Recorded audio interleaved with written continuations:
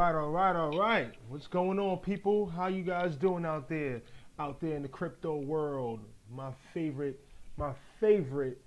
dummies crew. What's going on? It's your boy Crypto AWOL here, back to you with another video, giving you that good crypto stuff. What's up? I know a lot of you out there are feeling down. I know, I know. We are in a dip, baby. We're in a dip, and there's a few things. One of the reasons why a few things I want to put out here from the very beginning. One, one thing is, I wanted to, get out here and just kind of just throw some content out there and just, put some thoughts out there. A lot of stuff is some things that people already know, all public knowledge, but specifically, obviously, to the people in our group, as well as other folks that are really nervous right now, that are really, getting, I'll say what they call loose hands and really getting really concerned about the market because of this big peel back. So just want to kind of put a lot of things into perspective. I'm gonna kind of I would look at this kind of as a like a compilation video, because I'm gonna put together several different things that as opposed to folks have made videos on all these different separate concepts and how we've gotten into the position that we're in now, and I'm gonna kind of just squish it all together into one quick snapshot and deliver it to you here. So first and foremost, just going to kind of run off the dome here. Didn't really do too much preparation, and I'm still kind of thumbing around through all the software and some of the stuff that I'm using, some of this tech I'm using right now. So I didn't want to let I know a lot of folks out there are really concerned and sad and kind of down and upset and everything right now, and I didn't want too many days to go by in this dip without at least reaching out to the community here, because we've been in this dip for a few days and really been in this dip all month, really. I mean, the month of January has sucked ass. But what you may not know, or you may know, is that the month of January sucks ass every year in crypto. This is something that's habitual, it's historical, and we've got the evidence, the charts, the quantitative evidence to prove it and show it. This is something that happens. A couple rules of thumb to know, just as first early investors. One, you never ever sell on a dip. I don't give a damn. All right. You should only be putting into this. First rule of thumb is you only put into this what you're willing to lose. All right. So you should only be taking, a small portion of whatever you're making, a small portion of it, and you're investing. This is an investment. It's not a casino. It's an investment. So everything should be looked at a long term. It should not. We're not looking to get in and get out, in 2 weeks here. It doesn't work like that. I mean, you could play that game. That's a very dangerous game to play. The day trading game is a very dangerous game to play.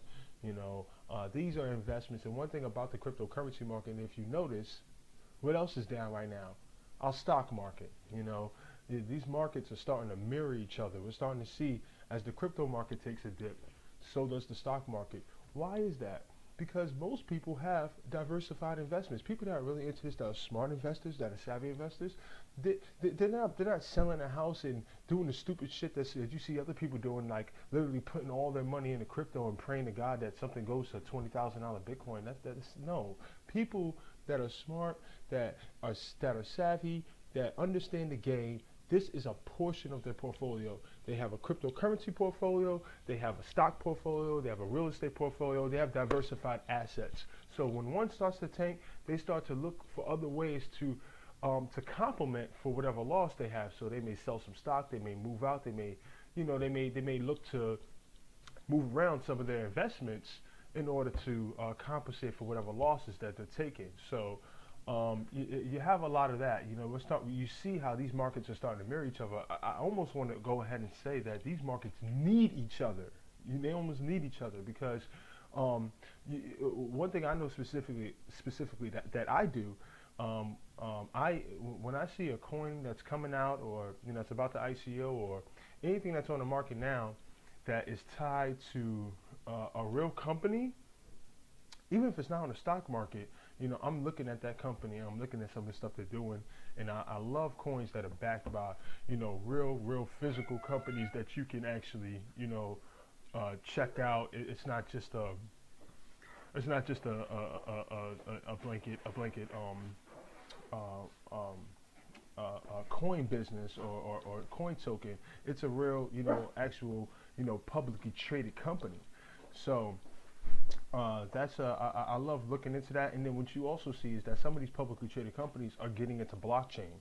So as you know, being the fact that cryptocurrency is the main byproduct that runs on the blockchain. There are many different things that blockchain can be applied to, but because cryptocurrency is one of the primary things that runs on the blockchain, when you start to see cryptocurrency fold, you start to see the stock market is down. I mean, lots of points. So it is what it is. It's going to pick up again, and people have so much faith in that and believe that it will pick up again and understand the dips with that, but somehow can't can't just conceptualize that the same thing happens here with cryptocurrency. One thing you have to understand, because the industry is less than 10 years old, not even, I mean, Bitcoin's been around since 2009. But I mean, Ethereum's only been around since I think 2014 or 2015. Like, and all the applications that were built on Ethereum came thus after that. So I mean, this game just started heating up within the last 4 years. Really since the last Bitcoin crash, which we're going to talk about today, when after the Mt. Gox hack and Bitcoin crashed. Really this game it hasn't been getting. We started heating up after that. More applications being built and Bitcoin rebuilding itself back up to prominence. So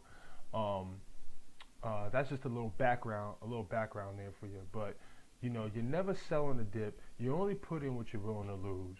All right, and you got to ride out. You got to ride out these dips. You got to be strong. You got to be. What I always say. You don't.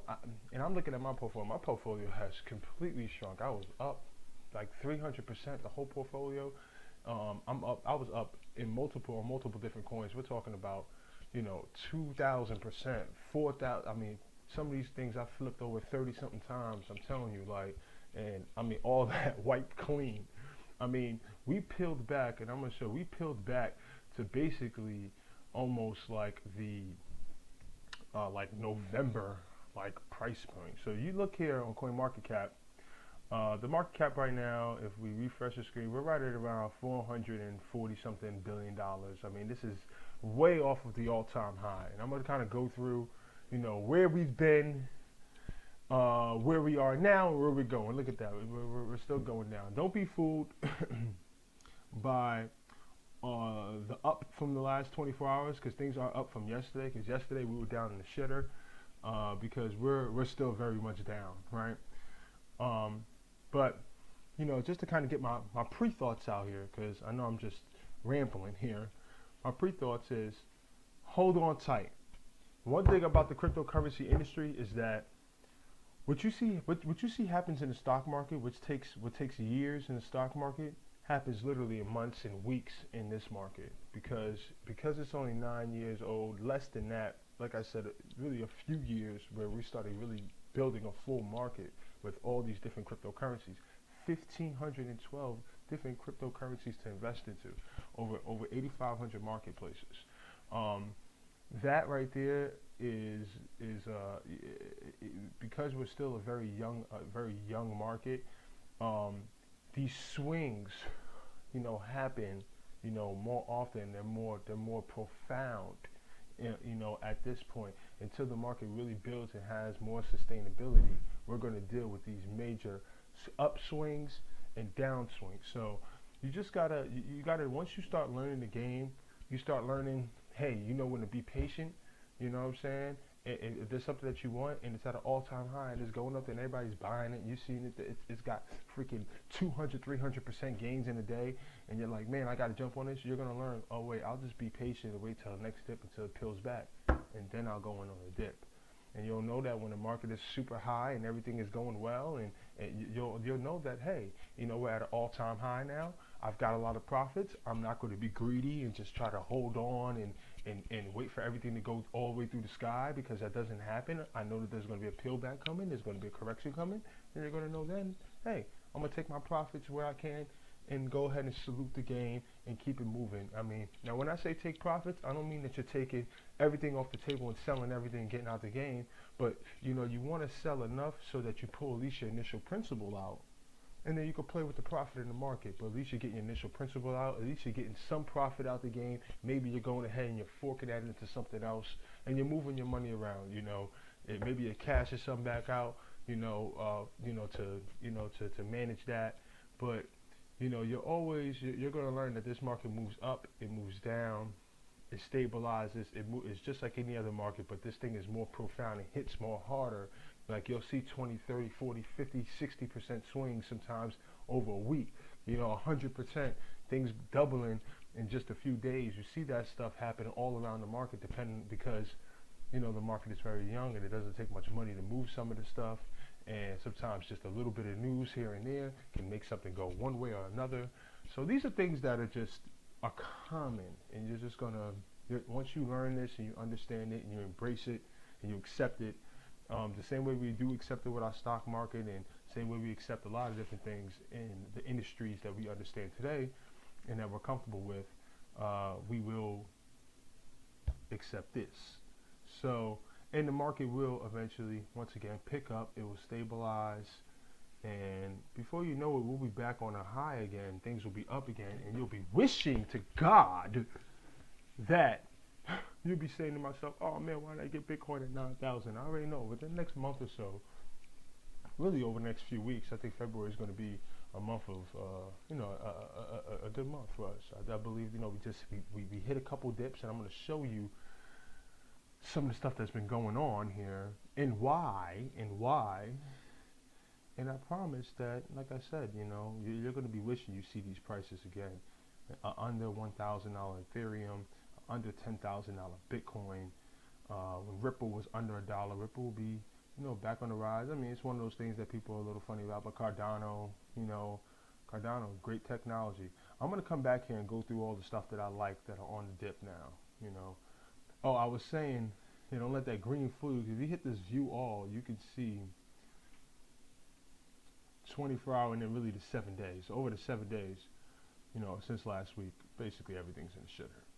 We're talking 30, 40%, 50% negative, peel back.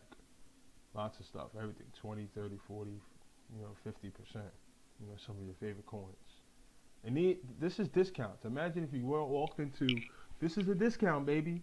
Imagine if you walked into your, I know some of y'all out there in the Carolinas and Lane, y'all like to get fly. Let's say you walked into Bloomies or Saks Fifth or your Neiman Marcus and you saw, whoa, my favorite pair of shoes is 33% off. My favorite Gucci belt is 40% off. My favorite, that's how I look at this, man. This is my Gucci and my Fendi right here, man. My coins, man. My intangible coins, man.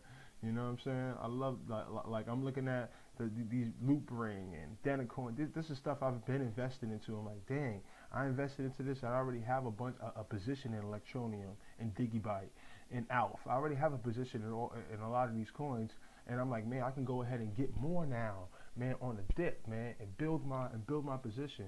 Man, one of my favorite coins, ALF, on 20% off. I need to get it. This is how I look at it. This is how real crypto enthusiasts look at this stuff. People that are new in the game and they're looking at, oh my God, I thought this was going to the moon. I thought I'm losing money. Everything's down. I need to quit. Like, nah, man, this is a sale, man. This is a fucking good thing. Correction is healthy for the market. That's something else to know. All my dummies fans, like, correction is good for the market. When the market goes up and down and stuff like that, this is healthy. Things can't just keep going up forever and ever. Another thing about CoinMarketCap right now, it's been fucking crashing over the last fucking hour or so. I've been trying to reload this damn page, and it's just been screwing up, man. Really pissing me the fuck off, man. Excuse my language.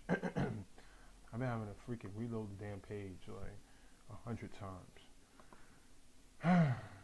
Anyhow, I'm gonna show you guys some stuff, man. Show you guys some stuff because I want to explain how did we get to where we are today. We were on that high after Christmas. Christmas was great, and then boom, the market started getting punched in the stomach. So let's recap the month of January. January was a wonderful month for crypto, wasn't it?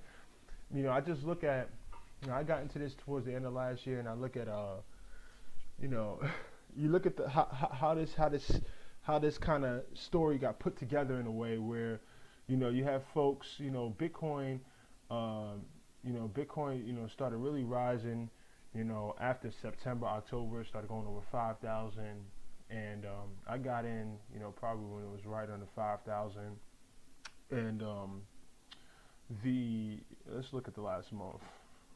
This is the entire market. So this is the entire market. This isn't just Bitcoin. This is everything, the whole market. Um, but you, what I was saying was, yeah. So things started going up. Everything was. You had this whole craze. I should probably even put this back. I'm gonna put this back a little bit just so y'all can see, kind of. I mean, this is the craze coming into the new year. We were just on this high. Let me go ahead and put this back a little bit because we hit a dip. I know right before Christmas. We were in this funk. Remember that? We were in this funk, during the Christmas break, and it's funny how this all got put together, right? Just let me paint this picture, you know. Bitcoin starts rising after September, October, boom, starts rising, rising, rising. You people start jumping into the game, start flooding the market. Some of us, myself was included in that first pack, right?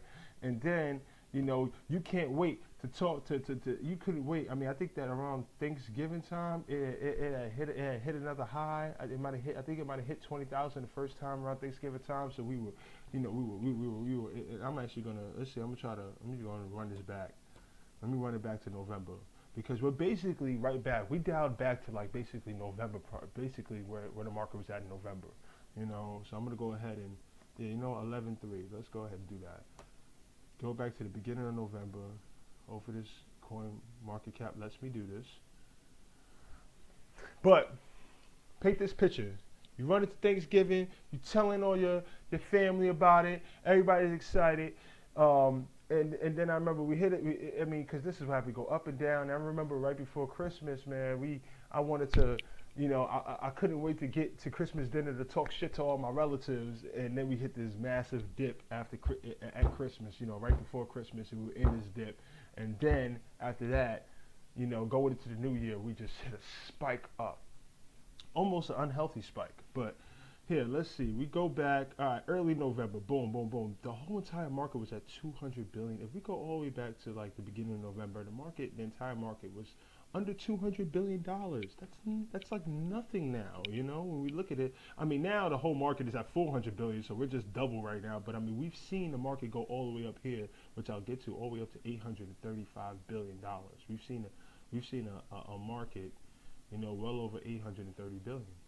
So how did we get there? Boom. So things started pumping. Going into the new year. Boom. November 23rd, things was pumping, man. We were on this upswing. I know you can't really see right here, but if we were to zoom in, we were on this little upswing going into Thanksgiving. You were telling your relatives about it. Hey, Bitcoin, Bitcoin, Bitcoin, eating your turkey dinner. Bitcoin's the shit. All right, then boom, we go into December. We had a little dip coming out of Thanksgiving, and then after that, after Thanksgiving, we just had another big spike up. Boom, we had this big old spike. The market went from like under $300 billion to all the way up to about 450. We added basically that's a huge gain in the market. Think about it, from 300 billion to 450. So that's like an extra like 30. That's a 50% increase. The market went up. 150 is 50% of 300. So the market basically added an extra 50% on. That's a huge increase in the market. We're all making money. Boom, boom, boom. Early December. Then we had another little dip. We peeled back a little bit. Right, and then I remember, just like I said, going the weeks leading up to Christmas, we had this. I couldn't wait. I was like, I couldn't wait. We just had this big old run up, like from. I remember it was December 9th, and then I was buying in here and all this, and boom, we just had this big, huge run up. Oh man, I was like up to December 21st. I remember because December 22nd is my brother's birthday, so. I remember we were just in the shitter on his birthday. I remember I basically I was traveling. During this time, I was like traveling from where I live down to the Carolinas to go see my brother.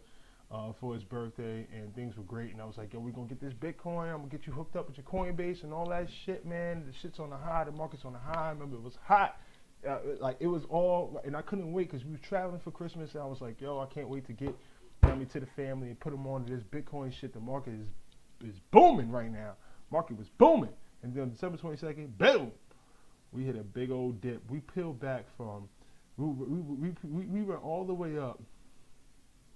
Let's see, we go down from our last stabilization point, right? We went from on December 10th, from December 10th over that week, over that 10-day period up to December 21st, 11 days. We went from, God damn it, what the hell was that number? We went from 363 billion. 360 billion, once again, keep these numbers in hand. Anybody that, just, math, 360 billion, and we ran it all the way up. We ran that tab all the way up to 643 billion. I don't know what increase that is percentage-wise, but from 360 to 640, I mean, we basically, what's that, like 80%, like 80% increase or something like that. I mean, the market ran up, and everybody was making money. We were all hyped. These were some of the highs, and then we dipped again. Boom. I remember everybody was in this funk over Christmas, December 22nd, December 23rd, in this whole funk. We was dipping, went up a little bit, came back down. It was funky around Christmas, man. It was funky around Christmas, and we were in that dip. And you if you were like me, you couldn't wait to get to Christmas dinner to tell your family members about it. And then Bitcoin dropped again. We dropped back down, under 500 billion. People were like, "Hey, what about that Bitcoin? It was up to 20,000. Now it's down again, man. It was down to like I think 12,000 at that time. I couldn't remember, but it was down, and people were shitting on it. But if you were smart, like some of my family members were, and listened, you would have got in. And after Christmas, people, they were still selling off. At the end of the year, it was all this sell-off, so we kind of stabilized a little bit, and there was more selling off, 500-something billion. We still here. Now, look at this number here. We at 559 billion. It is December 30th. It is the evening. It is New Year's. Matter of fact, we're going to put it on New Year's Eve. All right? It is New Year's Eve. We are under $600 billion. You were toasting your champagne to a great 2017, getting ready to run into a wonderful 2018 where we are here today. If you remember where you were on New Year's, go ahead and take yourself back to that place. And we just blasted off into 2018. 2018 was amazing. First week, we hit our all-time high. We went from we were under 600 billion. We ran the tab all the way up to like 830 billion, if I can remember. I even think 835. We were up there. We were 830 billion. We just leave it there. 830. So we went from 600 over to 830, added an extra 230 billion dollars. So I mean, we were at 600 and basically added. I mean, that's almost like another 30 something, 35%, whatever that is. I mean, another major increase in the market and a lot of money made. All the coins in between that, there were coins literally going up 1,000%. So there was a lot of money made. So I want everybody to stay focused on this. This is our all-time high. So as long as you're buying now, this is the concept I try to explain to my brother. As long as you're buying now, when the market's at 440 billion, you're buying on the dip, man. You're buying on the dip. Now we're all the way down here. We're on the dip. But this is our all-time high. And if Bitcoin and the cryptocurrency market does what it normally does, as it's always had these dips, it always recovers, and then it gets higher. It gets even better, and it comes back even better and bigger and stronger than ever. All right? This is habitual. There's nothing but price action all the way through here. And we're only looking at a month, a little over a couple months. We're looking at, let's see, October, let's see, you have November, let's see, you have December, January, February. So this is a nice 90-day chart. This is about 90 days in the cryptocurrency market. All right? It's a nice little 90-dayer, And this is what happens. This is healthy. We had this large run up, as I showed you. You know, we're adding consistently. Within a couple weeks, we're putting so much more. I mean, if we look back, let's see, from December 10th until our high point was on January 7th. So December 10th to the 31st, that's about 21 days. My math is correct. Plus another 7 days. So this is about a month. So it's December 7th to, let's see, from December 7th to basically, from December, blah.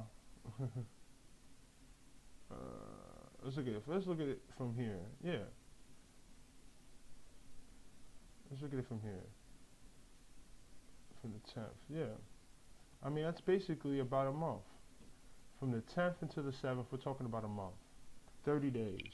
All right. If we look at it, December 10th, we were at 380. And we basically doubled the entire market in 4 weeks. The entire market doubled, more than doubled in 4 weeks. 1 month, 100% return. That doesn't happen anywhere else, man. That doesn't happen anywhere else. 30-day, 100% return. Now, that doesn't happen every single month, all right? But these are the kind of things that can happen. Now, because this did happen, a big 100%, and we're talking over hundreds of $400+ billion entered into the market. Some of that new money, some of that may have been, some big money whales, people with millions of dollars that got in and got out, and when they pull that rug from underneath your feet, it hurts. So this price correction that we're having right here is the market basically, getting back to stability. All right, get back to stability. Correcting itself. Some of the stuff that were overvalued is getting reevaluated. And once again, we'll be back up here. I promise. Come back to this video next month, 2 months from now, 3 months from now. You're going to see everything. Everything I say in this video is going to be right. I believe so. I don't want to be cocky, but I think that I know I'm right. I believe in this. I'm bullish on this stuff. So I want to I didn't even get a chance to really just even dive into all the shit that's been going on in the month of January. Let's go back. Let's just look at 30 days, because I just want to look at just the last 30 days. January 3rd, February 3rd. So we came in to the we came into the new year like I showed you, and we were booming. Things were booming, and then look at that damn thing out the way. It just we immediately boom. We were booming in the middle of the new year, and then in the beginning of the new year. January 7th was a high point. Excuse me for that. And then, things just ain't been the same. Things ain't been the same since. We hit a dip, and then sustained ourselves for a little bit for a couple days, and then another dip, and then, even a bigger dip. And I'm going to talk a little bit about what happened in the middle of the month of January that caused this huge dip. Here we fell off from 700 and some odd billion. We were over $700 billion mark, and then we peeled all the way back down to 420 something billion. And that's we're talking almost $300 billion. And you see, this is it going the other way. When it comes in our favor, we love it, and we're jumping up high for joy when we're getting 100% returns in a month, right? $300 something billion just coming in, but when it comes back out the market, we have to once again. You can't be too up, you can't be too high, can't be too low. You got to stay even kettle. And once again, we sustained ourselves for a little bit. But once again, we just had these major dump offs. This is over a day. We were up to 636 on what day was this? It was up to 636 on the 20th, 630 on the 20th, and then by the 22nd, we were down another $100 billion. We were, down in the low fives. And then we kind of sustained ourselves. I kind of bought in here when the market is kind of going sideways. You don't really know if it's going to either go up or down. So, I made this, and I want to call it a mistake, because I'm still buying at lows, because I know that the market's high is at 830 something billion. As long as I'm not buying up here at all-time highs, and I know the market is going to regain itself and reach its all-time high and surpass its all-time high, I don't care. I'll buy in here. So I bought in here. You know, we were kind of rising a little bit. I jumped in here. We were scraping up here on the $600 billion mark. And I didn't know the market was going to dip again. Here we are. I mean, we had over the last few days, as we know, we've seen our whole cryptocurrency portfolio just take a big shit. I mean, back to 348 billion. That's even lower than we were here. And we were at a bad day on January 17th. I remember that day. That was a bad day. And we even peeled back even further than that. And then we came back up again. And then, you know, here we are. We're just kind of over here, you know, just, you know, it might dip again, might shoot up again. We're not really sure. No one knows. No one knows. It's a mystery. But that's the game. That's the game. So, let's talk about it. Let's talk about it. What happened? What happened? Well, we came to the new year pretty strong, as I mentioned, right? And one thing that happened that happens every year is we have the Lunar New Year. As we know, there's a lot of Asian money in this market. There's a lot of money all throughout Southeast Asia in this market. A lot of Chinese money that's in this market via the Korean won and the Japanese yen. So there is a lot of money in this market. And one of the things that happened coming into the new year, see if I can try to pull up, was, you know, we have the Lunar New Year. We have the Lunar New Year. I want to show you guys all the different things that happened this year. Where Lunar New Year? No, I had is this it? I think this is the guy's Steemit account. Well, I was telling everyone about Steemit the other day. I like to look at Steemit, you know, to get information and show love to the community here on Steemit. So this was written by Buds82. So we're gonna go ahead and, you know, obviously take a look and, you know, like his stuff. But one thing I love about this article, by the way, this was public news. This is all over Bloomberg, everywhere else, CNN, NBC, so on and so forth. But this dip, this 25 to 35% crash, happens every single year in the cryptocurrency market. The Chinese New Year really drives it because this is their Christmas. This is their time to celebrate. So we had our time to kind of celebrate. We had those dips that happened right before Christmas. People cash out. This is their cash out, literally just a couple weeks later.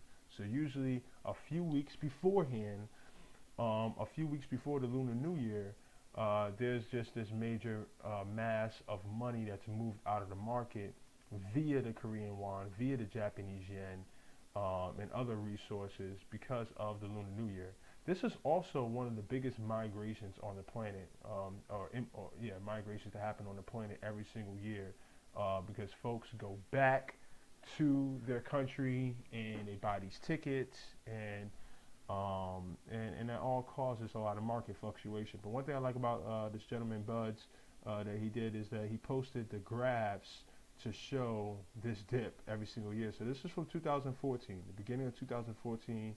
We crashed. This is 24 days before the Chinese New Year. We crashed 20 some odd percent. We're up high. We crashed again. All right. And this is very similar. Stabilized, went up again, crashed again. Stabilized, crashed. This is kind of like where we are now.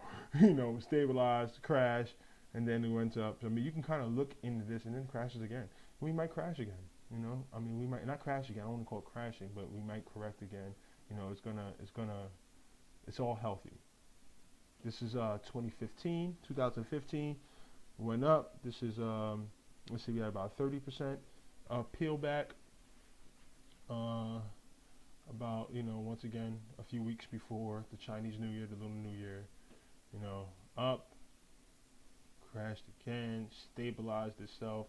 Looks like it went up, and then it dipped again. Looks like it kind of stabilized itself, went up, and then dipped again. So, I mean, we probably, if I had to guess, we probably have another dip coming up. So just brace yourself. It's okay. It's a part of the market. All right. This is going back to, this is 2016, 2 years ago. Once again, strong into the new year, up high into the new year, and then boom, into the shitter, and then back up, and then into the shitter again. It kind of stabilizes, and then goes up. That's what happened last year. And, that's what happened 2 years ago, and this is what happened last year. Up high, and then down low. and then back up, kind of stabilized and tapered off there, and then eventually picked up very heavily over the summer and then into the fall. As we all know, that's how we all got into the position that we are right now because of the big run up that it had after the summertime. So this is habitual. Lunar New Year, star and moon, star and sun. Um, it consistently plagues the Bitcoin, the cryptocurrency market, and it's fine.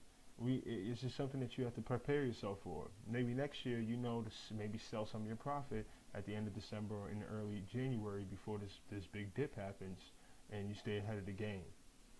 So, if you go back to CoinMarketCap, so that kind of explains our first dip. We came into the new year, and then boom, we were down here again, and really into here. After the first week. After the first week, all of our a lot of our profits taken back off the table, and we started working our way up again. The second week of January, and then a lot of negative news just started circling the media. One thing we have to understand is that it's just us here in this market. It's us. This is peer to peer. This is the community. It's us here. It's the people against Big Brother. It's the people against the system. It's the people against the intermediaries, the middlemen. All right.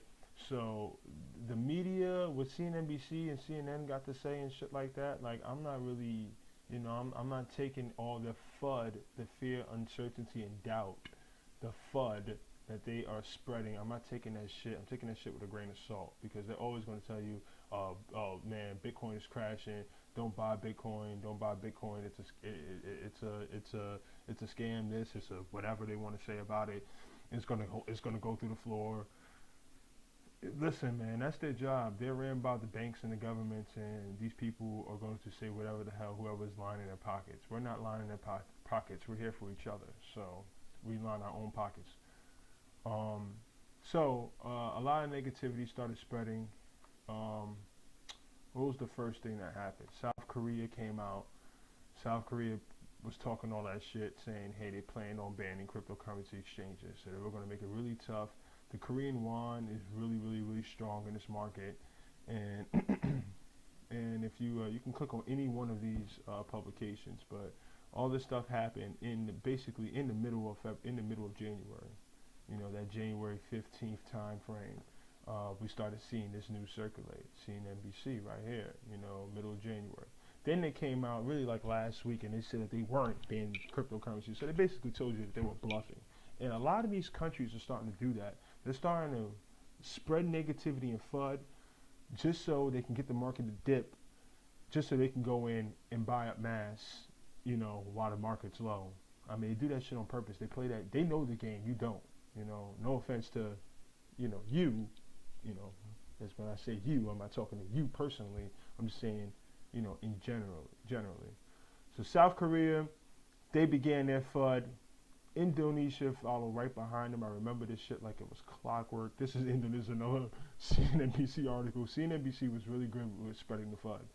CNBC and their counterparts was really good with spreading the negativity. So here's Indonesia. Central bank warns over cryptocurrencies. This is all stuff you can Google, but this negativity spread, and you had, people looking at this like, all right, we have South Korea playing in mix. This once again, look at that date, the middle of January. We have, basically back to back, we have folks saying, oh man, they got South Korea getting ready to ban it. Indonesia's talking about banning it. So what happened, right? Boom. You know what I'm saying? We up here in the middle of January, and with all that negativity, uncertainty, and doubt, what happens? Down into the dumps.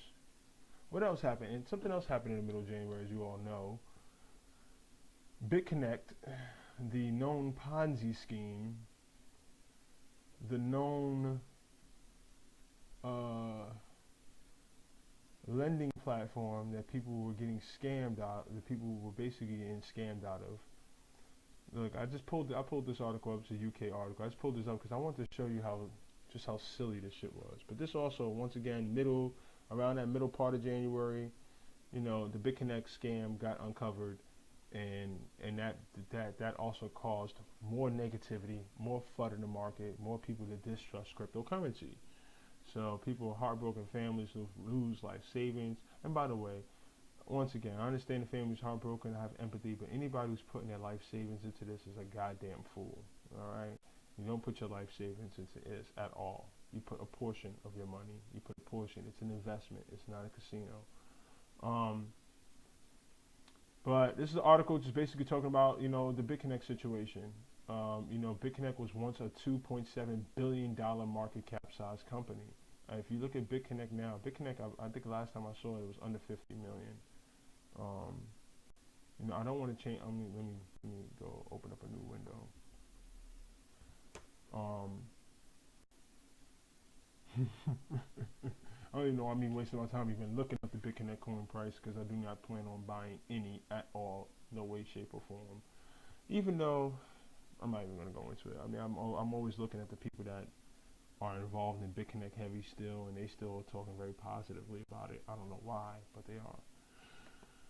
But I'm not invested into that whatsoever. But once again, you saw that number. It was once at $2.7 billion. BitConnect now, it was at $2.7 billion. Let me go back actually to that article. And you gotta excuse my laptop is running kind of slow because I'm actually doing some mining on my laptop. I'm doing mining, and I don't even want to get into it, but I'm doing some mining on my laptop. So that really, when you're running all this code on your computer, it slows and bogs it down. It's the life of us crypto addicts, man. I'm fucking addicted to this shit. So all my technology, phone, I do a lot of mining in the background when I can. And anyways, so yeah, you see the value of the BitConnect coin was over $400, and the company was worth 2.7 billion. What's it worth today? Now that it's crashed into the shitter, the market cap is at 58 billion. Just like I told you, I saw it was under $50 billion. Like it's at 50. It went from 2.7 billion. Excuse me. Beep, beep, beep, beep. 58 million. It was at 2.7 billion and fell all the way into the shit house to 58 million. All right. It's still getting some volume. People are still, because it is, and this is something that, look at this chart. It's really big. BitConnect is really big outside the United States and Vietnam and all across, in Southeast Asia. But this big drop off happened, right here. This big drop off happened, like I think the third week of January. Yeah. This drop off right here. No, it dropped, and then it dropped again. So it dropped from this was a part of the drop that happened just in the beginning of January naturally because of the Chinese New Year. So it was over $400 something, $435. It goes up to $435, right? And then, like I said, we had all that shit, the Chinese New Year. We had just a natural peel back in the market, so it dropped down to $300, right? Came back up a little bit. And then, middle of January, they released the news that they were suspending their lending platform, and they were, and instead of giving everyone their Bitcoin back, they told them they were going to give them back BitConnect coins, the BitConnect coin. And the BitConnect coin at that time was worth 300 something bucks, and they said they were going to honor the price at $363 because they said they were going to take an average over the last 7 days, and we see that 7 days before before they released that news in the middle of January. You look back, it was all the way up to 435, right? So they said they took an average of what the BitConnect coin was over the last 7 days. This is what they told their users, and with it, still over $300, they told them they were going to honor the price of 363. That was written right on the BitConnect website, and they were going to give everyone back equivalent to what they had in Bitcoin and BitConnect coin. All right, so very simple math. If you let's say if you had $1,000 in Bitcoin invested into the BitConnect platform, whatever that math is, let's see if I pull up my calculator here. If you had $1,000 and they were going to honor it at they were going to pay you basically the equivalent back in BitConnect token, and it were at the price of 363. So $1,000 divided by 363, you were going to get basically back like 2.7 BitConnect tokens. So 2.75 BitConnect tokens. So that's what 1,000 divided by 363 is, right? So if you were somebody that had, for example, a stack invested into the BitConnect platform, they said we're going to be paying you back in BitConnect tokens, that equivalent amount. Well, when the BitConnect token was worth 363, that might have been okay because you can always just trade the BitConnect token in for Bitcoin and have Bitcoin again. But after they released that news and they suspended the lending platform, well, the BitConnect token was no longer worth $318. It was no longer worth $363. It was worth basically fucking nothing. And it dropped all the way to $5 basically in a day. It lost like almost 90% of its value, over 90% of its value. I mean, it's starting to pick up. It's not even picking up. I mean, it's not picking up. I'm not gonna pump BitConnect. It's not picking up, but it dropped down to $5. I mean, it dropped all the way down to basically nothingness. You look here where the market cap is at, $2 billion, 1.9 billion on January 13th, and then literally not even, I mean, that same day, it was down. So that happened, and that hurt a lot of people's feelings. I mean, the videos, the memes, all the internet activity over BitConnect, it came. And a lot of people said straight up, listen, we told you so. We told you you were going to get fucked. And people did not listen. So we go back to our market here. All right. We go back here, all in the middle of January. This is all South Korea, Indonesia, the BitConnect platform not crashing, freaking being suspended. All that shit caused all that dip in there and caused all this FUD where we just basically couldn't get back up again, right? When it started rising, it's basically the market just basically kind of, I look at this as the market kind of running sideways. It just kind of just stayed. If you look at the market cap, so we fell down to 450. We fell down to like 450 something. 430, fell all the way down to 430, 420, 428, whatever, and then came back up at 580, went up to 6. We played around the 630 range, came back down 500, but we stayed in this $100 billion, $100 billion, 550s. It kind of just ran sideways. Once we kind of got up on our feet again, we crashed a little bit, but we kind of stayed in this $500-ish billion range, right under this $600 billion mark here. Basically, for the most part, we stayed under this $600 billion line here. Then, so I bought in here. While the market I thought was stabilized. And then, what? More shit happened. What? Coin check. Remember that? The freaking Japanese exchange? That got hacked. What the hell is this? See, when you leave all these windows up, then it wants to play games. Come on. Coin check. Give it back to me, seeing that money. I think it was up to 700 million, but $530 million in cryptocurrency hacked. They took a bunch of NEEM, they took a bunch of Ripple. See, this only talks about the NEEM they took. They took like 130 something, $200 billion of Ripple. $1 million of Ripple. So they took a bunch of Ripple too. I don't know if it mentions that, but this was the biggest hack since the Mt. Gox hack, and it mentions that in here. Mt. Gox, got hacked in 2014. This caused a major crash in Bitcoin. If you were on Bitcoin then, I mean, there were people that killed themselves over this. There's a story of a lady who killed herself. The Bitcoin was up over $1,000 and went all the way down to like $2 after this crash. So it was a major crash. Over 400 million of Bitcoin was stolen. People really didn't trust the currency anymore. People were very upset. And it's not understandable that you would kill yourself, because you shouldn't kill yourself, because you shouldn't have more invested into this than what you're willing to lose. But this was a major hack. This was the first major hack that's happened in cryptocurrency since that. So the good news that came out of this is that this Japanese exchange, CoinCheck, they are going to actually refund all their customers right out of their own profits. And actually, I think it doesn't talk about it in here because I think I tried to click on an older article. Uh,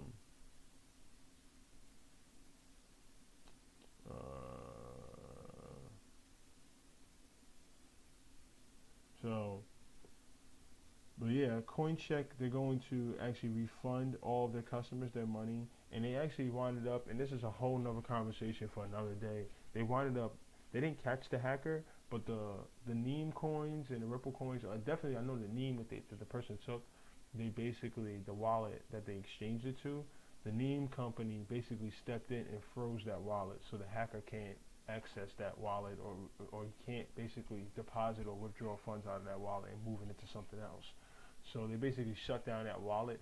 So that keeps the currency kind of safe in a way because the hacker could have made off with all this Neem, um, and just dumped it on the market for a cheap price, and and made a lot of money off of it, and that would have devalued the currency. Would have really inflated the currency all at one time. So this was a good way to keep the currency, somewhat still in scarcity by not allowing this person to dump all of these coins on the market at one time. So they were able to freeze those wallets. A lot of people are kind of,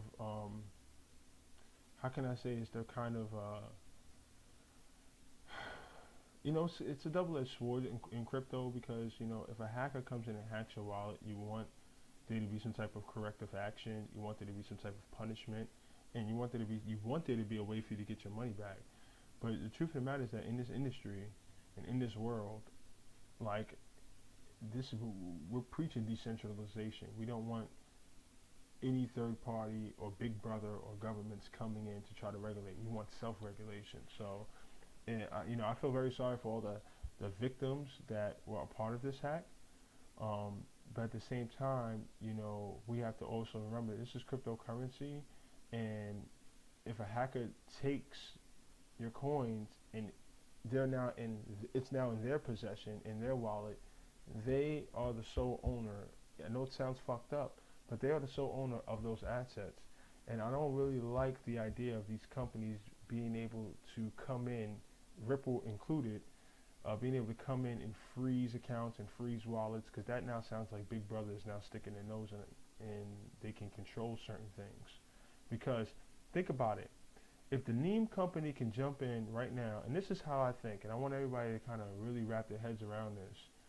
If the Neem company or the Ripple company can come in and freeze a wallet and stop you from using your funds, um, what's going to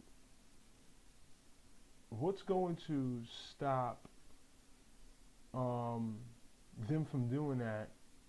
If they'll do that when you get hacked, what's going to stop them from doing that if indeed the day comes and our government wants to step in and force them to give records and force them to freeze someone's wallet? Hey, this person didn't pay their taxes, this person didn't do this person's wallet is linked on your network, we want you to freeze that person's assets, or we want you to lock that person's assets down. What's going to happen then? We have to think about it. Like, if we're all singing and dancing when the ball is in our court and it's on our side and the jury's in our favor, and we're able to get our money back, or we're able to get refunded, and we're able to stop criminals with these third parties. It's the same thing with the BitConnect. It's fucked up what BitConnect was doing, but once again, when we start asking the the um, state of North Carolina and the state of Texas to step in and to subpoena these people, we're asking for Big Brother to step in and to do our bidding for us, and that's going to come at a cost. Big Brother already doesn't like this industry, so if we're asking them now to step in and start reprimanding people, well, then they're going to step in and they're going to bring regulation to everyone. They're not going to just where I came on this page for to show you. Yeah, the North Carolina Secretary of State of Security, the Securities Board, the Texas State Securities Board, they got cease and desist letters from the Texas State Securities Board and the North Carolina Secretary of State Securities Division. So, these cease and desist letters were coming down, and now they already have a class action lawsuit against them. So now we're trying to bring these people into our court system. So, which is once again deserving. The scammers and the people over at BitConnect were not. They do not have a trading bot, and they were not trading up and down the market with your Bitcoin. They were running a Ponzi scheme. They were paying all the old investors off with all the new money that was coming in, and that's just a fact. And here, once again, like I told people before, not to be redundant, but it was fairly warned. The people. Matter of fact, let me go up because people rather listen to this guy, and this is some funny shit. I can't stop laughing at this, but this is a guy named Carlos Matos. He's actually from the Bronx, New York. This is not one of our best Bronx, New York representatives. But this was at a BitConnect conference in Thailand. And I know I'm kind of going off topic because I didn't get a chance to touch on this when we were talking about BitConnect. But the point I'm making is that, people are investing into this stuff here. And this guy is really a fucking joke, right? And you're not listening to these people. These are the people that you should be listening to. Vitalik Buterin, Charlie Lee, Michael Novogratz. These are people that are been in blockchain for years. Obviously, Charlie Lee is the the creator and developer of Litecoin. Vitalik Buterin is the creator and developer of Ethereum, two amazing technologies. And Michael Novogratz is the CEO of Digital Galaxy. So another guy that's been in blockchain that understands this for a long time. And look at what they're saying about BitConnect. They said this shit's a scam. Vitalik had a whole video talking about this shit being a scam. This was months ago, so people got fucked over, but they weren't listening to the real players in the game. They were listening to, this is Charlie Lee. He says, walks like a duck, it acts like a duck, quacks like a duck, it's a fucking Ponzi scheme, right? So people weren't listening to these people, these intelligent people who have developed their own blockchains, who have grown their companies to massive heights, that are proven technologies. Litecoin's a proven technology. It's working. It's usable. Ethereum's a proven piece of technology. Digital Galaxy has come a long way. People weren't listening to them. You know what people were listening to? People were listening to this guy. This was at a BitConnect conference in Thailand, and this guy basically got up there and he did this whole pump hype. And this is what BitConnect sold. BitConnect sold hype. So this guy goes up there and he basically hypes the crowd up. And think about it. This is a once again, what we were talking about, this is a $2.5 billion company. This is a multi-billion-dollar company. You go and fly all the way across the world to Thailand for a conference, and this guy gets on stage and does this. Hey, hey, hey, hey, hey, hey, hey. What's up, BitConnect? This shit never gets old. Hey, everybody. My name is Carlos Matos, and I am coming from New York City, New York. Let me tell you guys that I am so excited. I am so happy.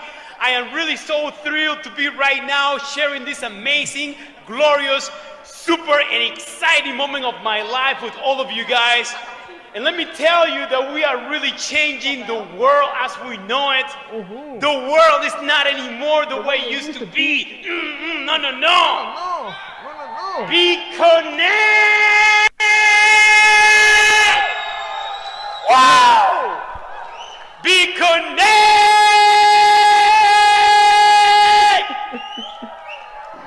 We are coming, and we are coming in waves.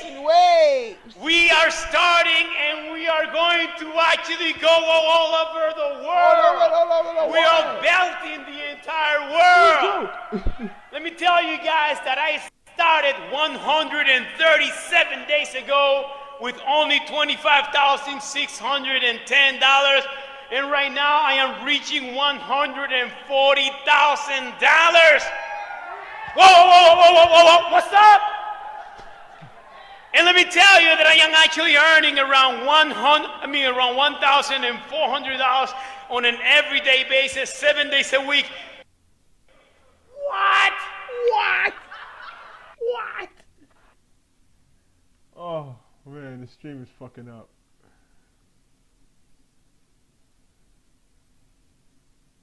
Alright. We still recording though. I gotta let you hear the rest of this shit because it's about a minute and a half. But I mean, you can already get the picture. This is what BitConnect sold. They sold hype.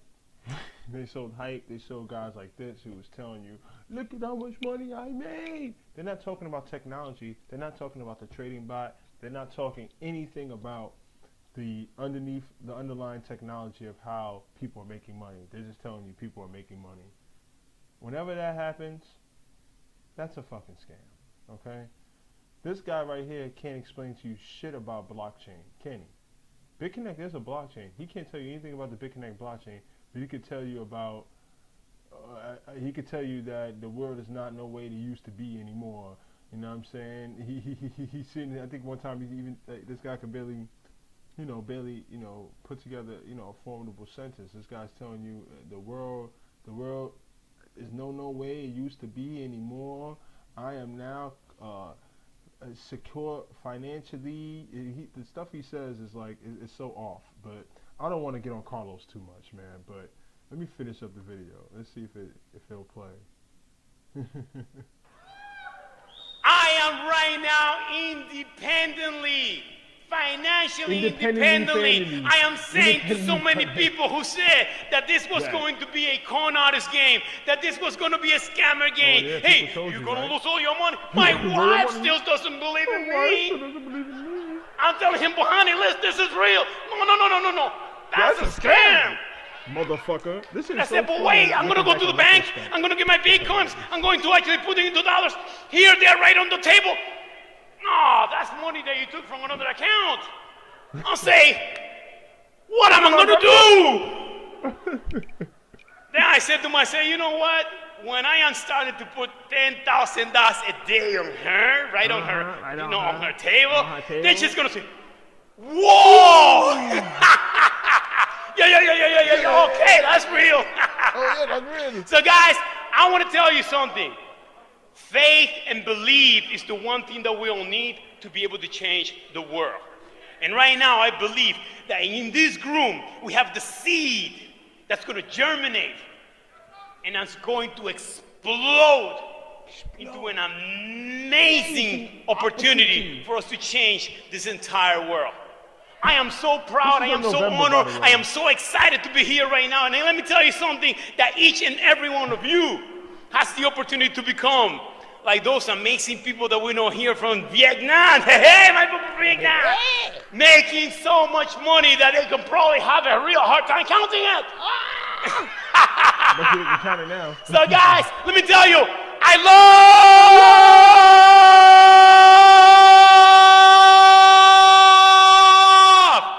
love BitConnect! Yes! Thank you so much, Carlos.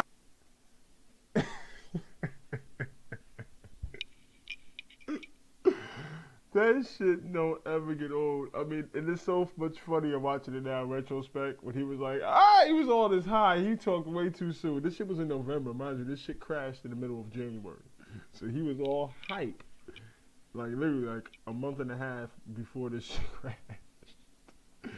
And he was like, oh, everybody was telling me, don't put your money in that. That's a con artist game. That's a scam. Mm-hmm. Like, he said, my wife doesn't even believe in me. Like, and now people will probably, that's why this video is so popular, because people are looking like, you really, you're looking stupid, man. You're looking exactly like you sound. So anyhow, people were listening to people like Carlos and others like Carlos who pumped the BitConnect platform, who didn't know a motherfucking thing about blockchain or even really about cryptocurrency. And people were listening to those people instead of listening to these people. So, But we all suffered from it because this all causes, because for people that don't know on the outside of the market, for people that don't know what's going on, people that don't really like know what's going on, they just see that, oh, there's a Ponzi scheme here, there's South Korea spreading flood over here, Indonesia spreading flood over here, and I don't think that this is something for me, and this causes people not to want to invest into the market because they see all this negativity, and all this negativity came literally week after week, day after day. There was some shit going on, and I'm not even done yet, man. I'm not even done yet, man. We got Chinese New Year. We talked about the Chinese New Year. Let's see if we go back to our chart here. So all that flood, brought us down into this. We were down here in the middle of January. See, BitConnect stuff was started happening. We came down, we peeled back even more just from the aftermath of that, and then the market started stabilizing a little bit. That's right. And then we talked about the Japanese hack. We talked about the coin check hack. All that happened in here. All that negativity after the hack, that all caused all this, man. That caused all this, and then we started kind of gaining stuff because we started kind of because the news about them refunding them kind of brought us back up out that dip a little bit because they found out pretty quick, like literally like within a few days after they said they were going to refund them. So the market started picking back up again, We really didn't go over that 600 million billion dollar mark. Excuse me, 600 billion with a B. But we started stabilizing. I bought in here because I thought we were going back up again. And then, literally over the last couple days, we fell all the way into the shithole. What happened? Well, outside of everything else that's happened all month long, Tether. U.S. Tether. Now, this fucking page will load.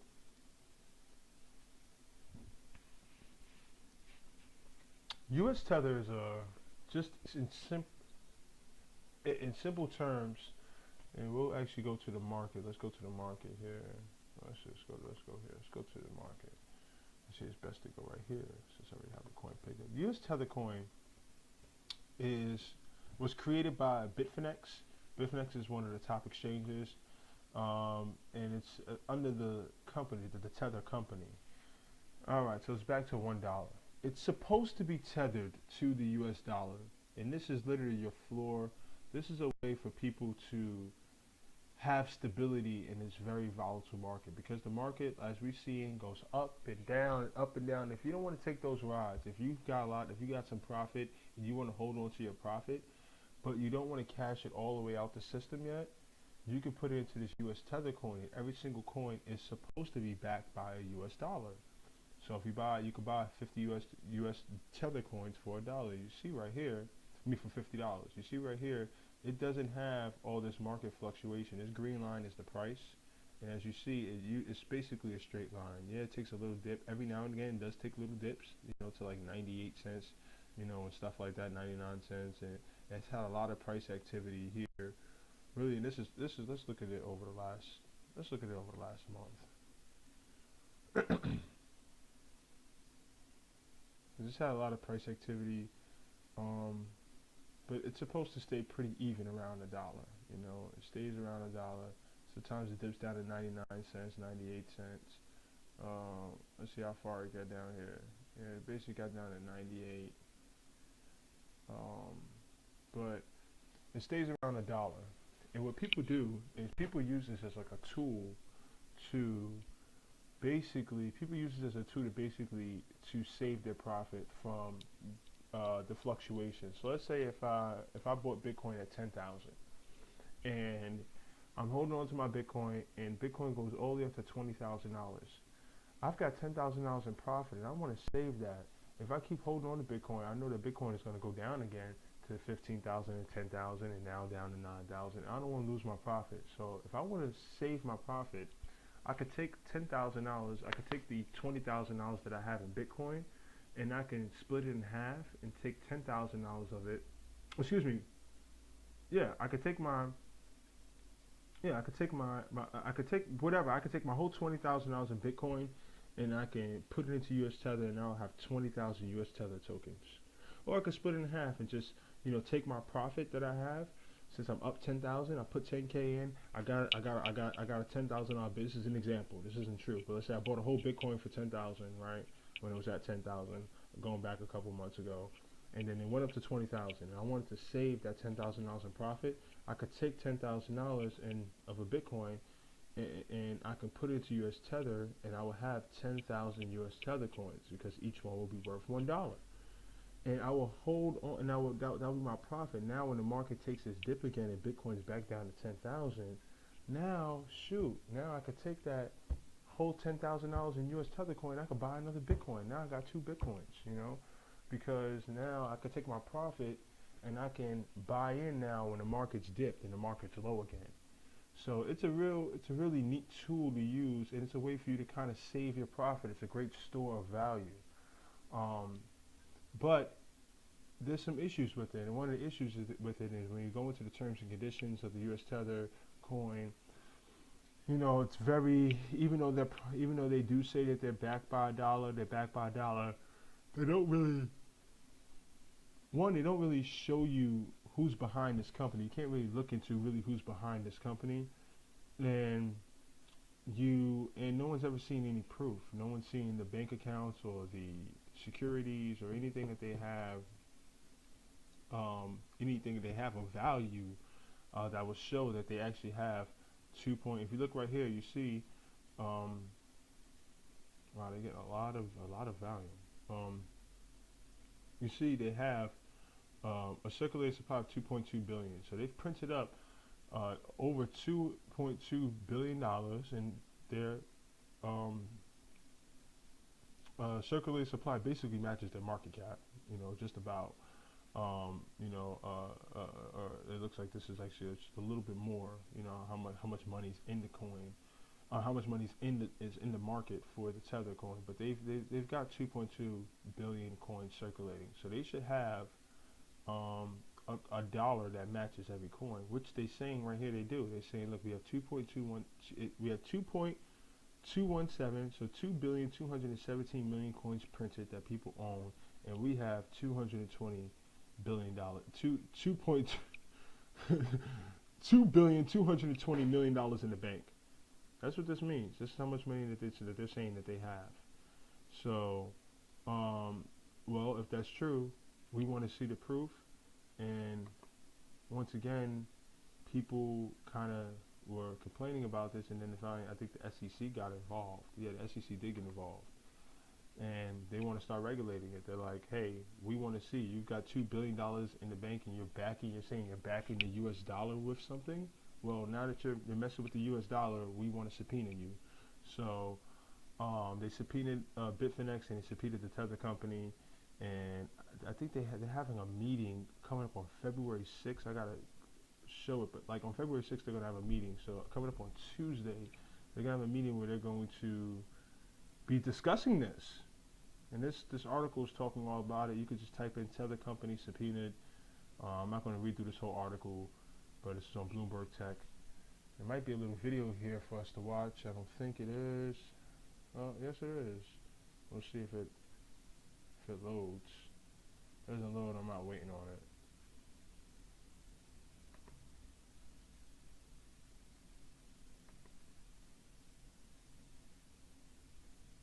Alright, I'm not waiting on that.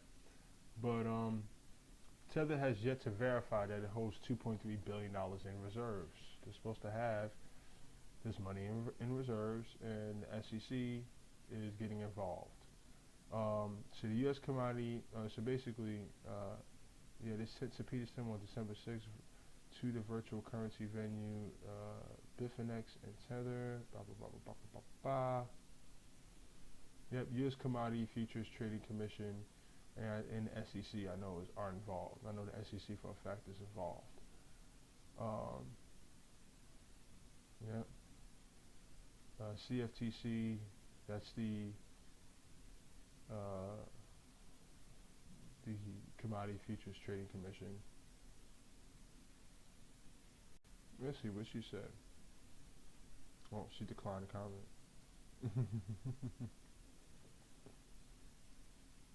Yeah, doesn't talk about the meeting. Yeah, so see, they were having an audit. What caused this dip is they were having an audit, and then they fired the accounting firm. Compiled by the accounting firm shows it had 443 million.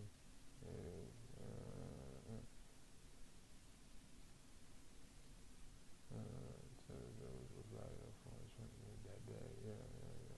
Until it hasn't identified the banks where money was held, and then they issued back. Yeah. So anyhow, long story short, they fired this company, this accounting firm, and that raised a lot of eyebrows. That raised a lot of eyebrows, and of course, people got to complaining because they felt like maybe we don't know, maybe the tether company and this Friedman LLP company, they weren't getting along, or they weren't seeing eye to eye, and yeah, man, they basically cut ties with them, and that caused people to complain, and then of course the SEC and the CFTC, they got involved, and now they're involved. Big Brother is involved in our crypto world, and when they get to, putting their foot down, we're not gonna like it. We're not gonna like it. But yeah, that's just want to try the video again, see if it will work, but it doesn't look like it's gonna work, so I'm not gonna complain about it. So let's recap. So I tossed a lot at us. If we go back to the beginning, very first thing we had was, let's see, we go back to the Steam profile. We had the Lunar New Year, the traditional, habitual market dip. That was already going to happen. There's nothing that we could do about it. South Korea, Indonesia, BitConnect folding. What's going on with this damn page? BitConnect folding, the CoinCheck exchange in Japan getting hacked. Oh wait, no, I'm looking at the Steam profile again. Hold on. Where is CoinCheck article? I thought I had it up. I have this up.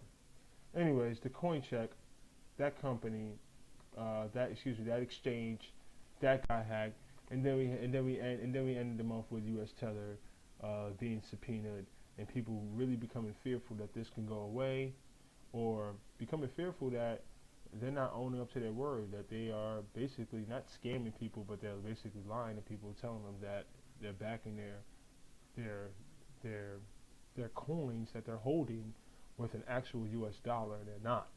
Now, one thing I would say about Tether, to be fair, is that our banks do not back our dollars, our digital dollars that we have, with anything at all. And in fact, the bank itself is only required to keep 10% of its value.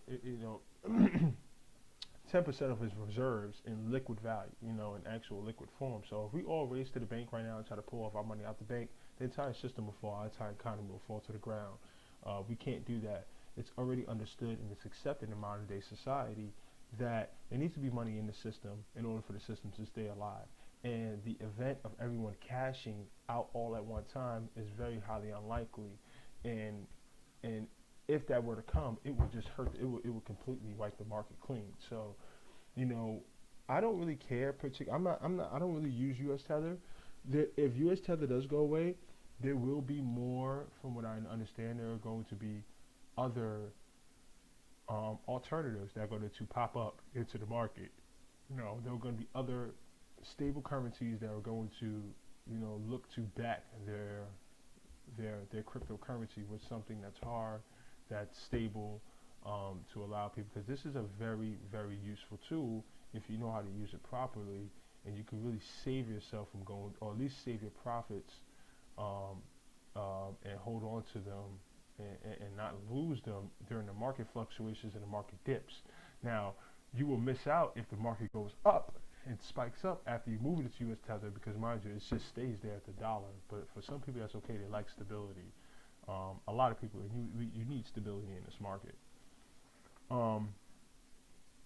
So, I mean, we've had about 5 or 6 things Man, my computer moves so slow now, man. I gotta figure out for those people out there, especially like for the Steemit crowd. I'm gonna reach out to them. Like I know I'm mining. I'm mining a few different currencies right now, but um, I know I'm running. I'm not just mining. Excuse me. I'm staking. I'm staking. I'm running some master nodes. So if you're running your computer and you're doing some stuff on it, is there something I can buy to make the processor continue to go faster? I don't know, but I know I'm staking Cure Coin and Ganja Coin and a couple other ones. So I'm running these master nodes on this computer, and it's making it very, very slow. Um, but it is what it is. And social send. So um, anyhow, that's for the geeks out there. If you can help me, if you're staking and you're running master nodes, how do keep your computer from running so slow? But I think this is just something that's there's no way around this. Okay, okay. So I gave you guys the full rundown. I gave you guys the full game on what didn't happen. U.S. Tether caused all this too, on top of all the shit that didn't happen. But where are we at now? We are right here. We are right here, looking to go up again. We're still well off the all-time high at 830. So, what do you do here now that you have more knowledge and more perception of what's going on? You hold. You hold and you buy more. Yes. Tell your wife you're buying more Bitcoin even though it's down 50%. it's it's one of those things that if you believe that this is the future, which I do, and that things are going to, you have to look at this, and I was even telling my brother this. You have to look at this. Um, you have to look at this from in a macro perspective, and like I said, in a long term perspective, because you know, if you look at this just over a year, I'll see if I can pull this for you. If you look at this over a year, I mean, people that have been in this, that have been in cryptocurrency for years, and people that have been in it even for a year, they're not complaining because last year, at this time, January of last year or February of last year, Bitcoin was at $800. If we go back and we look at it, Bitcoin was at about $800. Ethereum was like $12 last February, $15. It was if you would have went to someone holding an Ethereum coin. Matter of fact, let me just go ahead and pull up the numbers just so I can be as accurate as possible. How do I pull up the historical data again? Damn it. I hate when I do this live and I forget how to do it. Now my computer's running all damn slow and I can't freaking, you know what? I'm just gonna do this real quick and just show it to you. But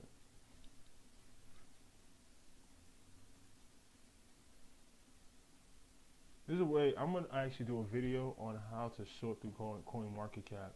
Cause there's a way to like sort through I'm supposed to do it through this. I should have did this. I know what I'm doing. Let me go back. Alright. I'm gonna do a whole video on how to sort through coin market cap and how to use this for your benefit. That's coming.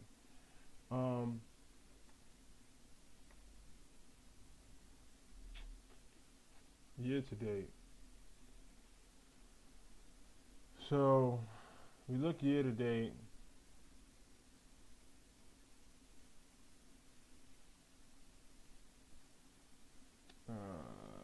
Honestly, this is showing it to us.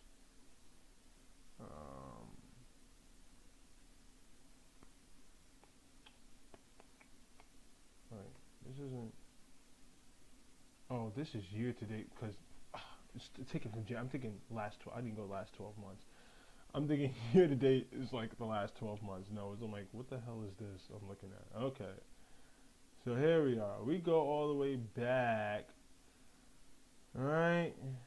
Let's look at February. All right, February 6th last year, Bitcoin was $1,000. If you'd have went to someone and told them, "Hey, your Bitcoin is gonna go up to 20 grand this year," they would have kicked you in the face and told you to get the fuck out of their mouth. I mean, it was down. Look at these weeks in February. Bitcoin, 998. This is Bitcoin. This is not Ethereum. This is Bitcoin. $1,000, $1,100. It didn't. It just. It took off. You know. It goes up. It goes down, and then eventually it just started going up, and we just started seeing these amazing numbers with Bitcoin. Right. I can go to any coin on the market. Litecoin is really, because my brother likes Litecoin. A lot of you guys are into Litecoin, I know. If you went to, I think Litecoin was like $3 or $4 last year around this time. If you went to someone and told them that, hey, your Litecoin is going to be worth $163 in 12 months, they wouldn't have believed you, you know? We're still up hella high from where we were a year ago.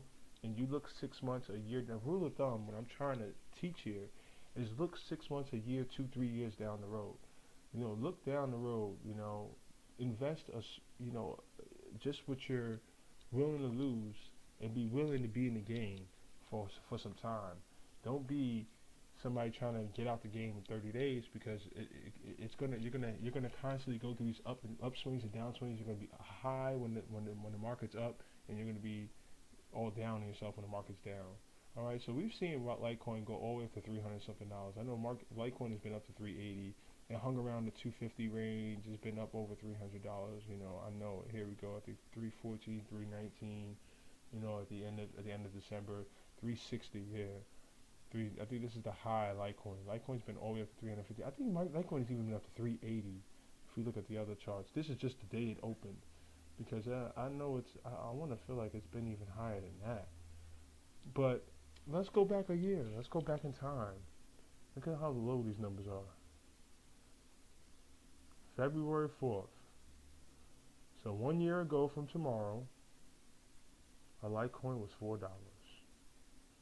And if you would have walked up to somebody and told them that their $4 Litecoin, or even next week, their $3 and some change Litecoin was going to go all the way up to $163, they would have just told you to fuck off. No way, not this little itty bitty Litecoin. It's going to be worth $163. We're not talking about it went all the way to 380, 360 already. You know what I'm saying? We're talking about what it is today. This in a down market, in a dip, in a very big dip.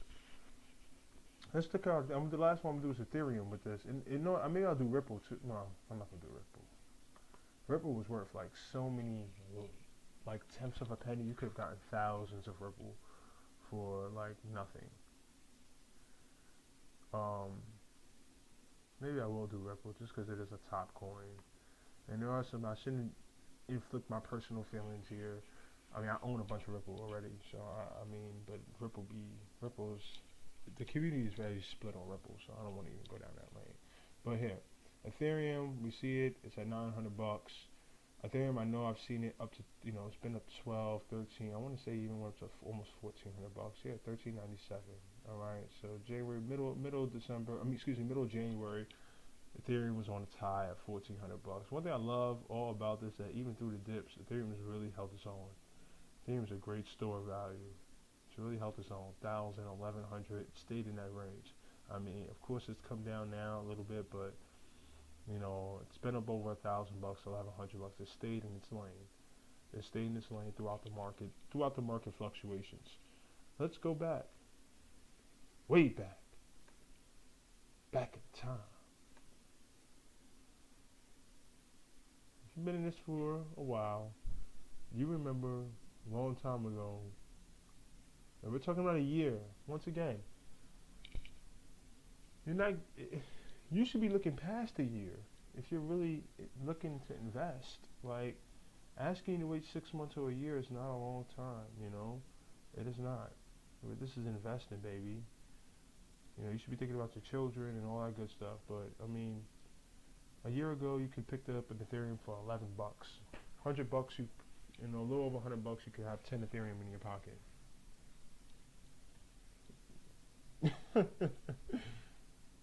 You know, Ethereum was 11, $12. You could pick up a whole bunch of them.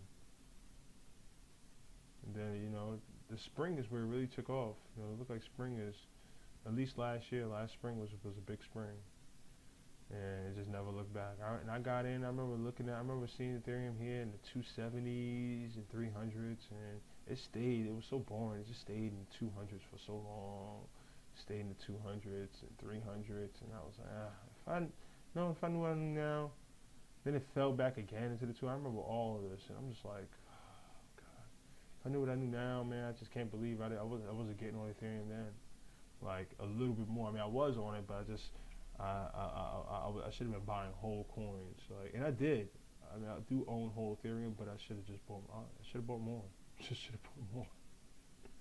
I should have bought more. So you know, once again, if you would have went to this person sitting there with an $11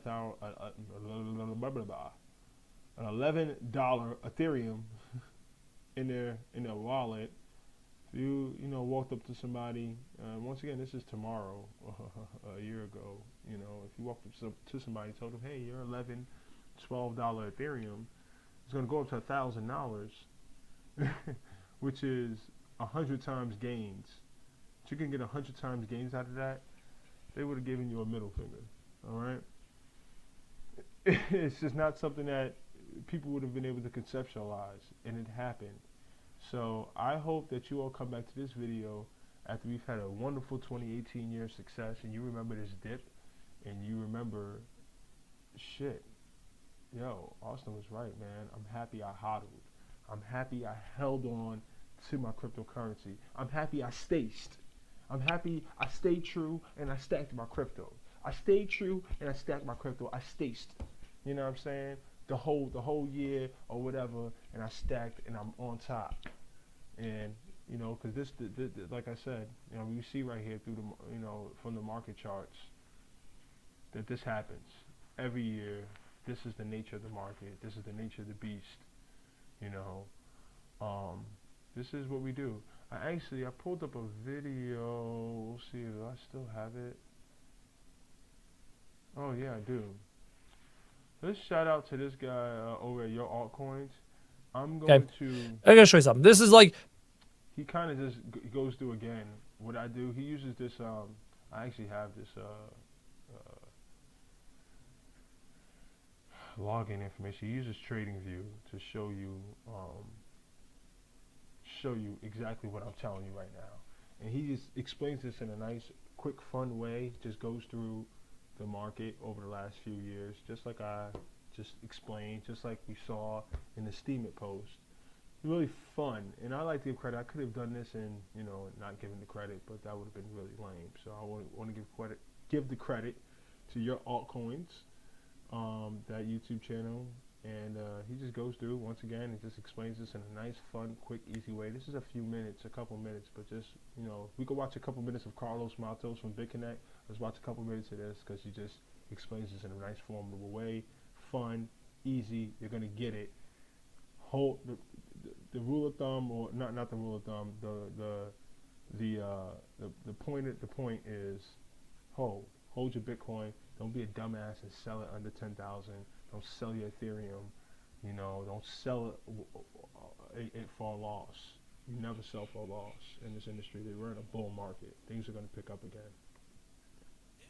Loves to repeat itself. Let's go to Bitcoin, shall we? We're zooming. May 2017. What is this, guys? Oh my God! What do we have here? Christmas, December 2016. Bitcoin was $700. Oh, what's this? January 4th, Bitcoin hit $1,115. Oh my God, we're dying. Oh my God, Bitcoin's dying. Oh my God. Bitcoin cut in more than that. Oh my God. And then, middle of January, Bitcoin is $780. Guys, this happens. This crash stuff happens. But look what happens over February and March of 2017. Let's go further back. Let's go back to Christmas of 2015. November 2015, Bitcoin's worth $250. And then it's a peak of $500. And then it drops all the way back to $294. And then it goes up. And then all of this is nothing compared to what happens next. Look at this increase. This is in May and June of 2016. This is the summer 2016. We're at $456 and we jump up to $760. And then we drop all the way back to $450 again. Look at that. Insane. So, why am I showing you history? Why am I showing you all this? Because every single time these things happened, every single time there was a massive burst in the market relative to before, and then there's this massive retracement period, and people are freaking out, and is Bitcoin ending, and blah, blah, blah, blah, blah, blah, blah. I don't care. I don't want to hear it. Because all I see over the course of time is Bitcoin continue to go up. And even if we retrace super hard right now, in a couple months' time, February, March, we're getting up here, guys. Yeah, we're getting up here because it happens every single time. Every single time. No crazy technical analysis today. No crazy anything other. You get the point, right? You get the picture. I mean, this is what happens. This crash stuff happens. All right, so I think I know I talked you guys head off here a decent amount. I don't know how much time have I been on here for, man. Has this thing been timing me? But you guys get the picture, man. We hit a lot of catastrophic events over the month of January. We're clearing through some of the smoke now. We're still obviously trying to pick ourselves up. Let's look at where is Bitcoin. Where are we at on the 7 day? Let's look at this on the 1 day. Where's the market at on the 1 day? How's the market doing today? Where are we projecting?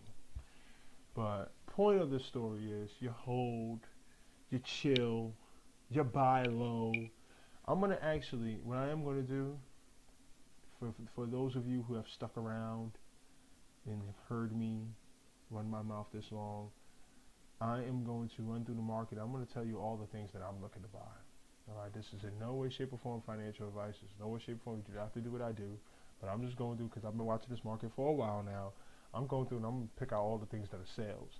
I'm doing this to really as a test to see for us both, so you guys can grade me to see if I'm really good or not, right?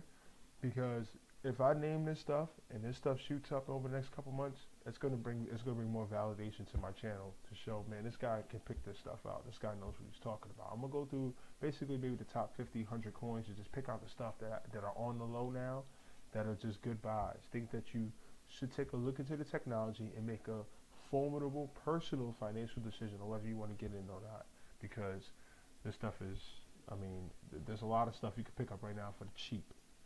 But if we look at our market here, this is all today over the last 24 hours. So up, stabilization, and it looks like we're trying to peak up over this $450 billion mark. So we probably, we're on the upswing. We should have a strong month. To think that we're on the upswing. Hopefully our darkest days are behind us. But we will dip again at some point too. Because that's what we've seen historically in the charts. So, we're on the low. We're not as low as we have been. We were pretty darn low a couple days ago. Yesterday. Yesterday was the low day, and here we are again today. So yesterday we were at 388, and we're up a little now. All right, so keep hope alive. This market is not crashing; it is correcting. All right, and it will see better days again very soon. So here we are. Here's our market. Let me just go down the list of the good buys. By no way, shape, like I said, I'm gonna even pick out some stuff that I'll pick out basically things that I'm already involved in, and even things that I'm looking to buy. Obviously, Bitcoin, Ethereum, these are good buys. You buy them if you don't have them. Buy into them. If you bought at a higher rate, buy now and get more Ethereum and Bitcoin. Ethereum, Bitcoin, the whole world trades on Ethereum and Bitcoin. You can't get none of these other coins unless you have Bitcoin or Ethereum. So you need those things in your life. You need to have them. And look, you can get it now at a 20% and a 16% discount. Ripple is a good look if you're not in Ripple yet, under $1. But I would do some massive research into seeing if that's for you because the community is split on it. Look at this. I mean, I am just getting CoinMarketCap has just been crashing. I don't care. I'm gonna stay on a crash page. I'm not refreshing. I've got Cardano. I bought it when it was, under 10 cents. So I don't want to get in at when it up at 50 cents. But if you don't have it, I mean, this is a great piece of great technology. It's pulling together the currency, helping you build applications. Great. Litecoin on the low, 160. Fast payment system to be used. It's a good look. I'm putting money into Neo. Neo is like a Cardano, like an Ethereum, another developer application platform. I mean, it's on the low. It's on the low. I'm getting it. I'm getting into it. Things that I'm not involved in yet, but I need to look. Things like Dash. Dash is on the low. Dash has been up over $1,100. Look at where it's at now. It's on the low. I'm in Monero already, and I've bought more Monero, and I'm thinking about buying even more Monero at $250. This has been up to almost $500. See, I just know these numbers because I've just been looking at this forever. I shouldn't say forever. I haven't been looking at it forever, but I just look at it a lot now, like all the time. Quantum Steel. I was buying Quantum. Quantum's been up to $80 something. It's down to 29. It's been in the 50s a lot. Definitely, I'm gonna probably go in and buy more Quantum. Nano is it used to be Riblox, and it's been up into the mid 20s. And it's another great tech. It's similar to IOTA. Good luck. I don't have Populous. This is bringing, I think, accounting, or it's bringing like accounting to the blockchain. Another great piece of tech. Look into it. I don't know if it's really peeled back as much, but great tech. I mean, great tech, and it's popular. Populous is popular. Icon is one of my favorite coins. I've been hearing a lot about this year, and I haven't gotten in yet. I'm gonna get into it. I bought Bitcoin Gold when it was up over $200 because that's down from where it's been, and now it's down even lower. So look into it. Zcash, another great privacy coin. It's been up into the 800s. It's down low now. Look into it. Get into it if you're not into it. Privacy coins are going to be big this year. Steam, absolutely great bet. We love Steam. Wonderful social media platform. It's going to change the world. The only platform, I was talking about it in my last post, Steam. This is the only platform that actually pays you to interact with the platform. You're getting paid for commenting, liking, sharing, and just enjoying the community. You get paid to have friends. It's amazing.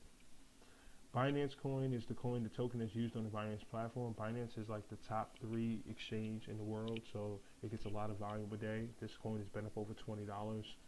Good look. I have thousands of Verge coins.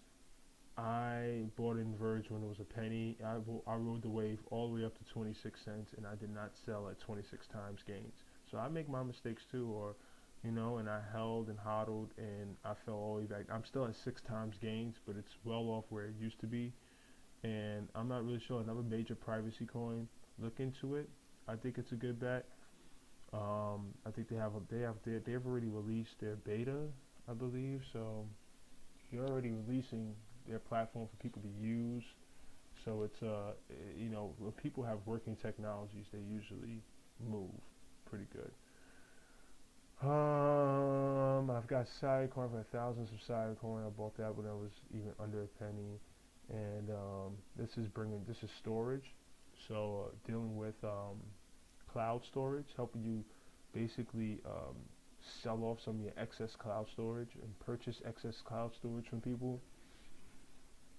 Interesting. BitShares, another interesting decentralized exchange. DGX DAO. So this is actually up. DGX DAO is an interesting currency. This is actually backed by, and I don't want to get into all these currencies, but this deals with gold. This is actually backed by gold. Um, their coins, similar to U.S. Tether, they're backing their coins with gold. People bring up the same questions they bring up with Tether. Hey, DGXDAO, you really got $739 million worth of gold? We got to see it, you know. But this has been one of the only things that's been up and down market. You go down this right hand side, everything is in the red. Everything is down this week. We've been in multiple dips. The only thing up, or the only thing that's stabilized, has been somewhat stable, is Tether, like it's supposed to be, and DGXDAO. So what's supposedly backed by the US dollar and what's supposedly backed by gold are the only two things really in the market that have really had, you know, stability over the week during a down week. I don't know what's up with this Kyber network. I haven't looked into that. And gas is kind of like, it goes along with NEO. As you see, they have the same symbol, gas and NEO. So gas is needed, you know, is needed on the Ethereum blockchain. I'm not going to get to what gas does. It basically helps you pay for transactions, but you know, it's something that's constantly being used, so that's why it'll be up. That's understandable. But getting back to what I was kind of going through the list here. I think I'm gonna try to do top 50, top 100. Let's see what else is gonna be. 0x. I'm not into that yet, but I am gonna get into that. KuCoin shares, just like the Binance coin, it's the token used on the KuCoin platform. Good look. Good look. I've been looking at Ardor. That's on my watch list. Komodo's also on my watch list. Gas, good look. You know, just like Neo, these are things that people need to use. You know, they're using now. It's not something that's like an idea on paper that's, you know, a year out. No, this is being used now, and there's a necessity and a use case for it right now. I've got tens of thousands of Dense coin, as you can see. It's. I hope. By the way, I'm not saying none of this stuff to brag or anything. So I'm not rich or anything. I have a position in this. You can see it doesn't cost much to get tens of thousands of them. It's a tenth of a penny. It's not. I mean, you can get 10 coins for a penny. You can get 100 coins for 10 cents. You can get 1,000 coins for $1. And you can get 10,000 coins for $10. So $10 gets you 10,000 coins. You'll be, you know, into the 10. You'll be into the 5 figures with them. So, with $10. So it's not. You don't need to be rich to have tens of thousands of coins of Dentacoin. But I'm already involved in that, so I don't really need to get a bigger position. But I don't have a position in Loopring yet, and I've been hearing about that. I have a nice position of Electronium. I already actually started my mobile mining with it. Electronium, once again, I don't want to dive too deep into all this stuff, but they're allowing you can actually mine on your phone. I've already started, so and it's working out. So it's good. It's good. PivX, another privacy coin. I mean, all this stuff is on the dip. You know, things to definitely look at. Golem. I don't have a position in Golem. I have a position in one of Golem's competitors, SOM. This is a supercomputer company that's going to be allowing you to purchase supercomputer power from them, you know, and you'll be able to run some of that supercomputer code on your laptop. So very, very, very interesting. Dent. I mean, you know, I want lots of Dent because this is only a coin that costs 3 cents.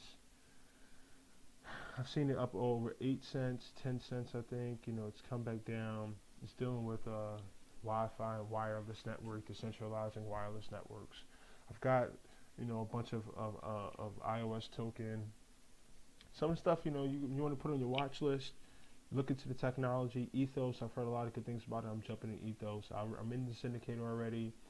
Some of the stuff that I'm already in that dipped even lower, it's dipped even lower than where I bought it at, because I bought it while the market was stabilizing off the first dip, and then it dipped lower. So some of the stuff I'm going to probably go in and buy more of. I'm probably going to go and buy more syndicator, more Dent. All right, we're almost approaching the top 100. Salt's a great coin. Platform's already being used.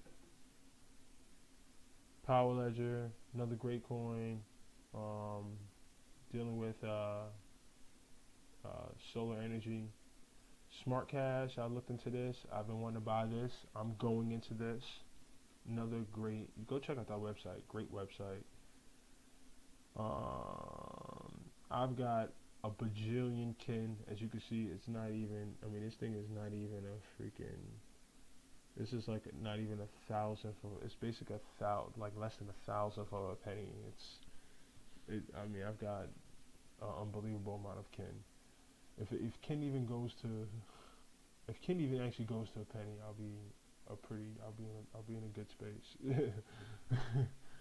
I just need this thing to go to a penny or go to a few cents, and I'll be in a good space. I've got an ungodly amount, and I'm not sure if it's really gonna, but we'll see. I have made safe. I've got red coin. This is a social media coin, and you know it's been up over 2 cents. It's less than a penny now. It's about 7 cents of a penny.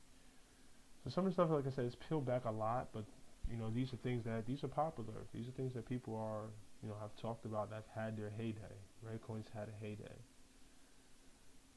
10x 10x just recently lost one of their, I guess,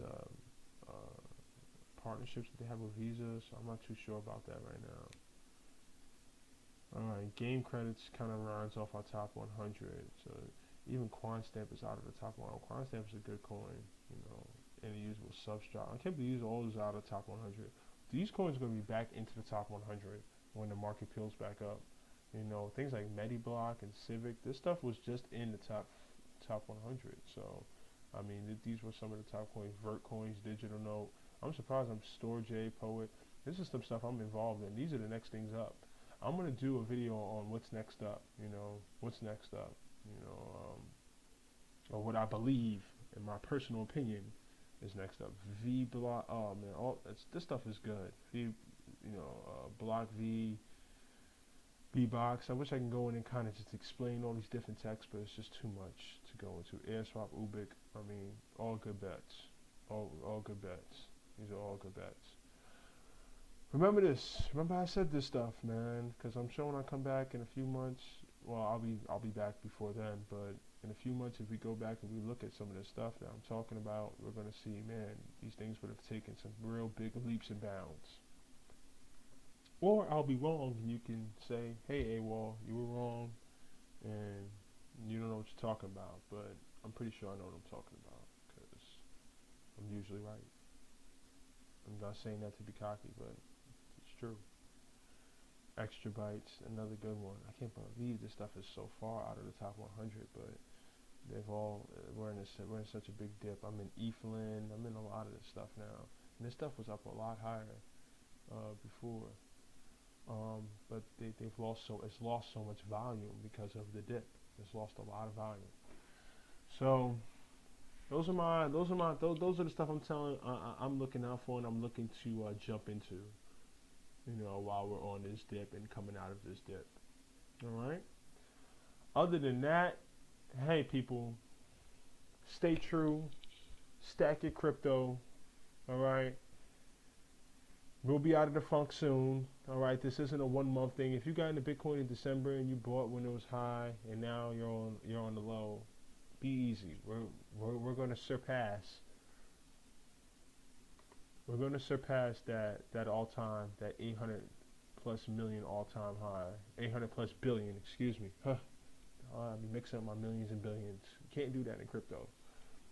We're going to surpass that. All right. If you got in when the market was on the high here, and you're feeling real down in the dumps, you're new to crypto, just tighten your seatbelt, don't sell. You only lose in this business if you sell low.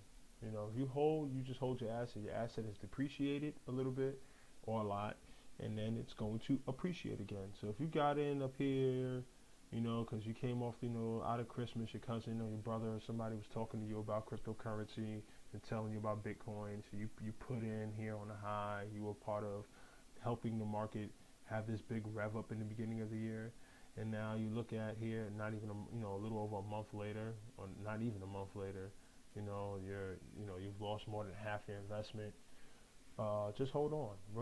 The market is gonna tail back up again. I promise you. All right.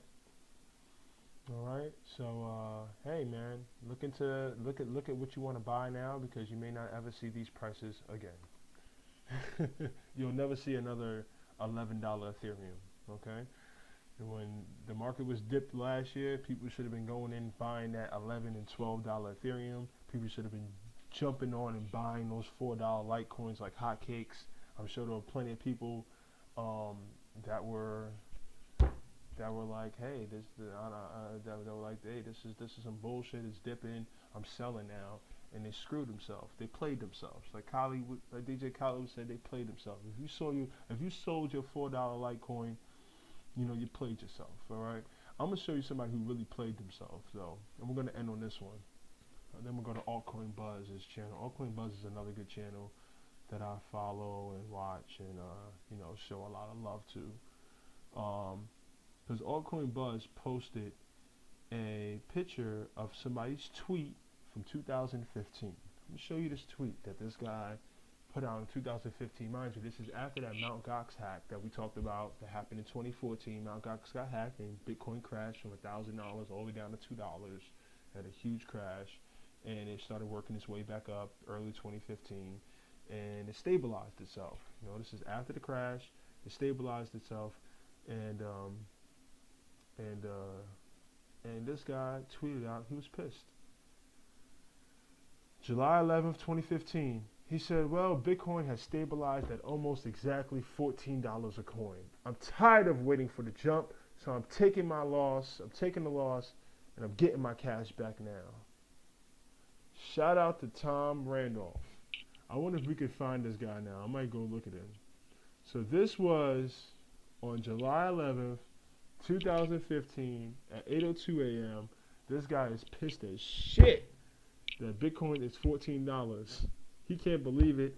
He obviously lost a bunch of money and bought in when it was much higher than $14, and because of that crash, it stabilized and it had a hard time getting itself back up again.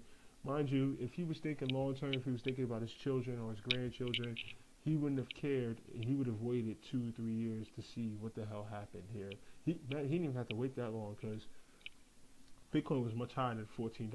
I'm sure at some point later, later than July of 2015. I'm sure we can go look at that. You already know by 2017, it was up already over $1,000. And he could have been holding. He could have been one of those people here in July of 2017, just 2 years later. With the Bitcoin at $3,000. And it looked like he had several of them. He probably didn't just have one coin for $14. There would be no reason to cash out one coin to take $14. This guy probably had a shit ton of coins. Oh, you know what? Excuse me. I actually screwed up. I have these dates wrong, actually. This was on the 15th of July, 2011. So this was well before the Mt. Gox hack. I'm sorry. I should go back and cut this video and edit, but I'll just let my mistake ride. So this is back in 2011. This is a long time ago. This was not a long time ago, but this is, if the guy, once again, everything I said still stands. Just take out that Mt. Gox hack situation. This happened back in 2011. This is when Bitcoin was on its rise and it stabilized itself. So this is in the early days of Bitcoin. This is July 15th, 2011. So this is in the early days of Bitcoin. And I guess, Bitcoin, I think Bitcoin had went up to like 30. If I can remember, Bitcoin went all the way up to $30 and then came down and crashed again. So he probably bought when Bitcoin was up high over $30 and then came down and then started working its way up and hit 14 and stayed at $14 for a while.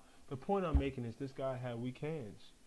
If the guy would have waited a few years, I mean, he would have been sitting on a fortune right now, because it looks like he had plenty to move around and sell to get money back. So, he bought a bunch and he played himself. Let's look and see if we can find him. What's his name again? His name is Rocker Rest. I wonder if people have, because Altcoin Buzz put that up here the other day, so I'm sure other people sure other people try to find him and see, hey, dude, do you still have Bitcoin? What the hell is his name? Rocker Rest? Alright, Rocker Est. Okay.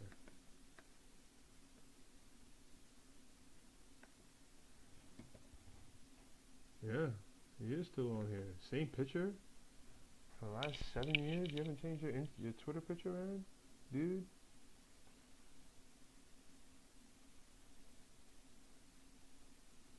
Yeah, man. He's a loser now. He only has 200 followers.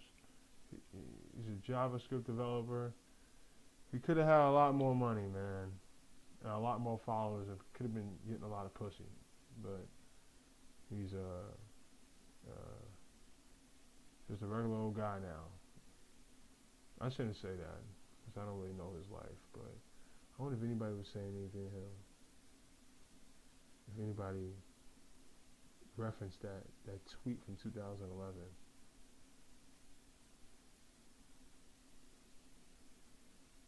But let's see, he hasn't been let's see, yeah, he's been active. People who follow me because of that incident, Buttcoin post. Because of that, oh yeah, all these people that so a bunch of people follow. He just had a big. I knew a bunch of people. Oh look, 7-year-old tweet, 2011. See, look at this. A bunch of people probably messaged him because they remember that.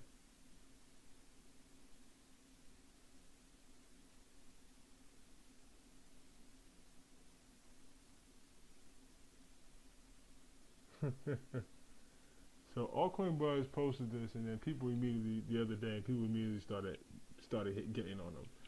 Just remember, if you need a 7-year-old tweet by a 20-year-old to justify your speculative gambling habit, you might be beyond the pale.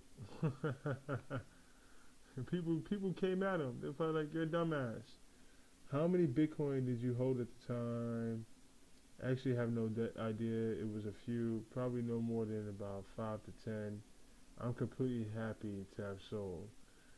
I mean, you didn't sell for shit, dude. You only had 5 to 10 Bitcoin worth $14 and you sold. I mean, you got your $50, $100 back, and it could have been worth so much more. That was really just dumb. But I don't blame him. He probably spent 20, 30 bucks each. He probably came out of his pocket 300 bucks, a couple $100 or something, and just was like, I know if you want to admit that, save face. However, I'm going to say there's a certain part of you that regrets it. At least I hope so. Yeah. I definitely see a huge amount of potential in blockchain tech. Not convinced using it as a currency is anything more than a bubble. Yeah. He just wants to act like he's not upset. Yes. Sorry for you. People just immediately jumped on his Twitter feed and started hating on him.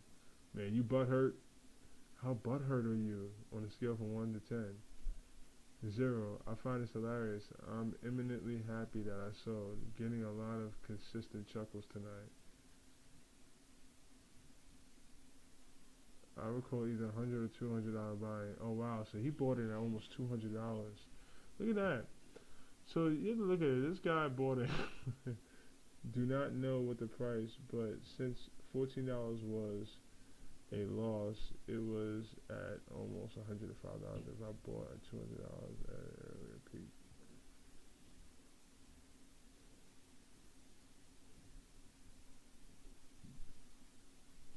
I was a broke college student. Yeah.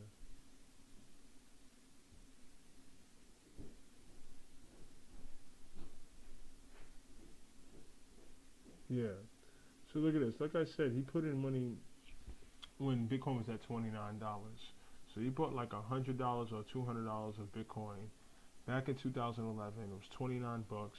He was a broke college student. He was 20 years old. He said basically he put about $100 in. So he put about $100 into Bitcoin. It was $29 a piece. You know, he put a little bit over $100. Got about 5 or 10 of them. And then it crashed all the way down to $14. And he just said, fuck it, I'm a broke college student. I might as well take this 50, 60 bucks, $100. I could probably grab me some weed and, you know, move on with my life, you know, and that's probably what he did. But I mean, the altcoin Buzz Army did not let him down easily. All these people who follow me because of that ancient Bitcoin post are really going to be mad when they find out my feed is nothing but JavaScript and shit posts. Yeah, people. he's a JavaScript developer, so the people followed him and are not going to. They're probably not going to like his post. And let's see, a bunch of people are on him. Yeah. He said you will forever be a meme, my friend. Yeah, I just want to know how much Bitcoin you sold. Yeah, so you get the point, man. Don't be like Tom, people. Okay, HODL. Tom, he didn't understand the concept of hodling because the concept of hodling was not around in 2011. He didn't get it, and I understand. He's not upset about it because he was in the very very very very very early stages of Bitcoin, and he didn't. And the information wasn't there yet. The market didn't have we didn't have all this historical data to explain what was going on and be able to do what we're doing now for a bird's eye view. And we're still very early into the stages. So, so hodl, chill, buy, and hey, stay true and stack your crypto, man. I can't say that enough, man. Crypto AWOL checking out here. I appreciate all you people. You guys are, are being very active in the group. And hey, man, we steadily rocking here. We steadily rocking here. All right. Be safe. Y'all have a good one. See you on the other side of this dip when the market's back up high again. We out here partying and spending our crypto like it ain't no tomorrow. I can't wait.